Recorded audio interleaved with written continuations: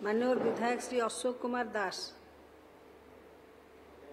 बाचस्पति महोदय, जल संपद विभाग रे काली तो आलोचन समस्त तथ्य आमे प्रदान करूँ। आज गोटे कथा खाली कहबी, मो अंचल गोटे कोस्ट केनाल बहुत पूर्व दिन रही जोटा कि इंग्रेज मान समय ब्रिटिश नौ वाणिज्य सामुद्रिक पथ गमनागमन सेटा से समय परिकल्पना करा जायथिला एवं तैयारी मध्य होइतिला। आज सेटा बर्तमान परित्यक्त अवस्था अच्छी।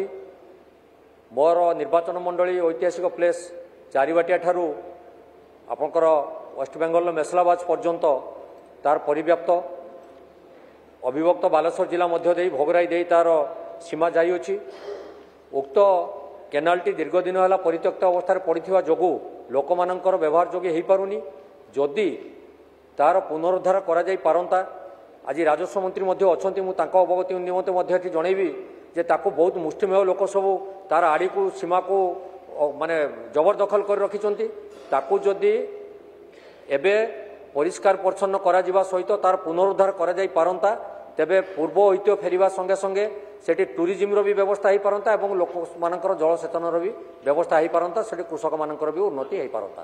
तेणु विभागीय मंत्री को निवेदन करी सी टे या गुरुत्व दे एटा को कौन करहब से विषय आलोचना करेंगे।